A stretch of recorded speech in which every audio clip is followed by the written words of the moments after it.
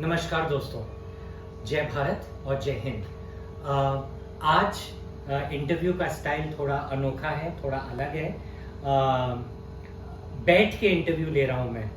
Usually हमेशा मैं खड़े होकर इंटरव्यू लेता हूँ और लोग अक्सर ये बोलते हैं नितिन कि आप हमेशा खड़े होकर इंटरव्यू क्यों लेते हैं। तो मैंने कहा चलिए आज बैठ के इंटरव्यू लेते हैं और मेरे समक्ष मेरे पास नितिन दैया हैं और नितिन दैया ने 86 to 92 हैवी वेट कैटेगरी में अभी जो रिसेंटली हेल्ड खेलो इंडिया यूनिवर्सिटी गेम्स हैं जो बेंगलुरु में हुए थे, जैन यूनिवर्सिटी ने उसको ऑर्गेनाइज किया था, उसमें इनका गोल्ड मेडल आया है और मुझे बहुत प्रसन्नता होती है कि अपने यूट्यूब में इस चीज़ को दिखाने की। और कितना अच्छा लगता है जब हमारे एस्पायरिंग टैलेंटेड इंडियन बॉक्सर्स जो हैं इस तरह से मेडल जीतते हैं और अच्छा करते हैं। और हम हमेशा उम्मीद करते हैं कि वो इसी तरह से उनका प्रोग्रेस हो। अब नितिन से उनके एक्सपीरियंस के बारे में सुनते हैं। आपको अगर याद हो व्यूवर्स, कुछ टाइम पहले नितिन दैया और अंकित दैया इन दोनों का मैंने एक जॉइंट इंटरव्यू लिया था और आई वुड रिक्वेस्ट यू कि अगर आपने वो इंटरव्यू नहीं देखा है तो ज़रूर देखना। आज ये खेलो इंडिया यूनिवर्सिटी की जो अचीवमेंट है इसके बारे में हम नितिन से उनकी जुबानी सुनते हैं। तो नितिन, आज मैं कोई सवाल नहीं पूछूंगा, आप खुद हमारे दर्शकों को बताइए कि क्या एक्सपीरियंस रहा। काफ़ी अच्छा एक्सपीरियंस रहा।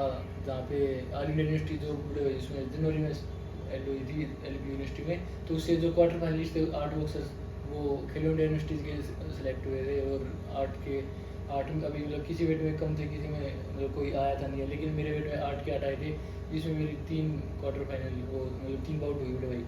और मैंने तीनों ही फाइट काफ़ी अच्छी गई मेरी और तीनों ही मैंने यूनिवर्सिटी से जीती हैं। और उसके बाद मैंने कब को प्रॉमिस किया था पिछले इंटरव्यू कि मैं गोल्ड जरूर लेके आऊँगा और आपकी वही दया है आपकी। नहीं बेटा, मेहनत तो तुम्हारी है पूरी।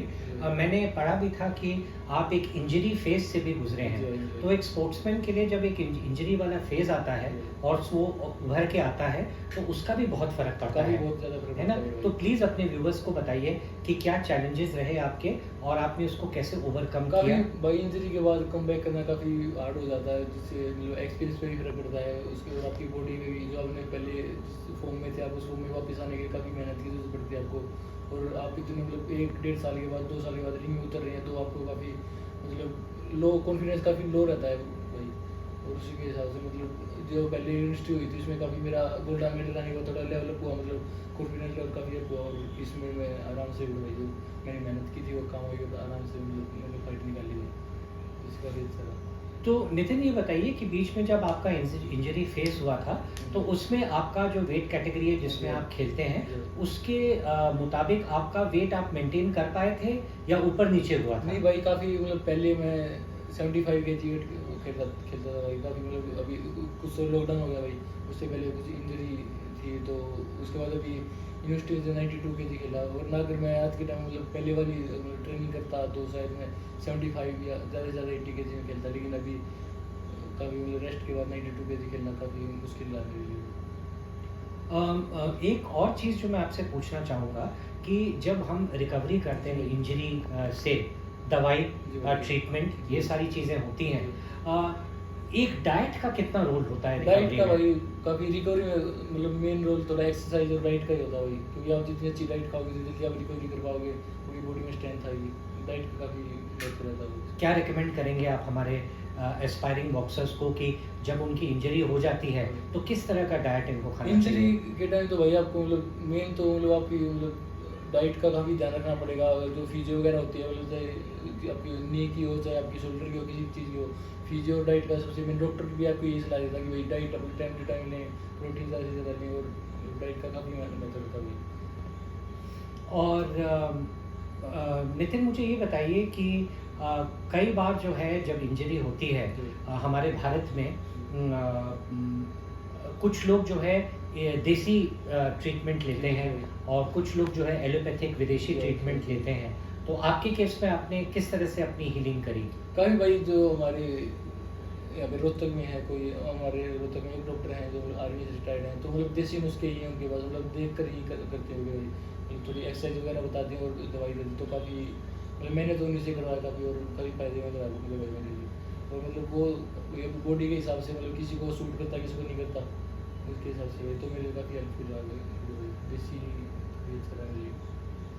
और मैंने ऑफ कोर्स ये भी पढ़ा भी है और आपने भी कई बार कहा है कि देखिए जब हम इंजरी की बात करते हैं फिजिकल तो ये होता ही जी, है, जी। लेकिन एक इमोशनल और एक मेंटल अपसेट भी हो जाता है इंसान, तो उसमें जो है फैमिली जी, या फ्रेंड्स या कोच साहब डॉक्टर्स जी। ये सब बहुत एक मुख्य भूमिका जी, अपनाते जी। हैं रिकवरी में। जी भाई। तो एक तो आपकी अपनी रिकवरी हो जी, गई जो जी। सेल्फ हो गई, और एक है जो आपके चारों ओर जो लोग हैं वो आपको जो सपोर्ट करते हैं। जी। तो कुछ अपनी फैमिली के लिए, आपके भाई के लिए, फैमिली का माता तो पिता, कोच, फैमिली डॉक्टर। दोस्त और बड़े भाई मतलब स्पोर्ट तो सभी का रहा है, लेकिन एक मतलब लोग स्पोर्ट तभी करते हैं मतलब जब आप कुछ करते हैं, लेकिन अभी इंजरी में बड़े भाई मतलब फैमिली तो बोलती है कि भाई तू ठीक हो जा जल्दी कुछ करना मतलब, लेकिन अंदर ही अंदर ये होता है भाई अगर मेरी इंजरी नहीं होती तो आज मैं ये कर देता, अगर मैं रेगुलर रहता तो ये कर देता, उसका काफ़ी अफसोस होता है भाई। लेकिन वही भाई अभी कम बैक हुआ और आगे बहुत अच्छा करेंगे भाई। नहीं, every cloud has a silver lining and भगवान के घर में देर है अंधेर नहीं। और रिकवरी होकर के आपने इतना स्टुपेंडस परफॉर्मेंस दिया है, gold medal all India inter university में, और उसके बाद खेलो इंडिया इंटर यूनिवर्सिटी में आपने जो है गोल्ड दिया है। अब ये बताइए अब आगे क्या, आगे का आपका क्या फोकस आगे है, का क्या भाई plan है? अभी वो उसमें बीएफआई की जो मतलब सीनियर नेशनल से उसकी डेट आ चुकी है भाई, मतलब नवंबर में बोल रहे हैं कि नवंबर में होगी, तो उसके लिए ही मतलब मेन फोकस तो उसके लिए बोल रहे हैं। वर्ल्ड यूनिवर्सिटी की भी बोल रहे हैं होगी शायद जून या जुलाई में, तो अगर भाई वो है वर्ल्ड यूनिवर्सिटीज़ पे ही फोकस रहेगा, अगर कन्फर्म होगी बॉक्सिंग तो भाई तो मेन फोकस तो फिर वरना फिर भाई सीनियर नेशनल के लिए प्रिपरेशन करेंगे। ठीक है। और क्या प्लान सेलिब्रेशंस के लिए, क्या करेंगे आप? Celebrations तो भाई- इतने गोल्ड मेडल लेकर के आए, क्या किस तरह से फ्रेंड्स के तो- साथ, फैमिली के साथ क्या क्या क्या प्लान है?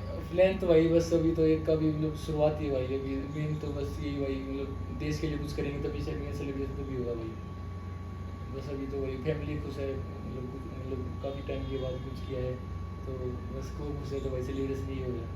माता पिता, आपके बड़े भाई सचिन जी, दैया, जी। जिसके बारे में आपने पहले इंटरव्यू में भी कहा था, जी, जो रोल मॉडल हैं, इंडिया की नेशनल टीम में हैं, जी। इतना कुछ उन्होंने अचीव किया है।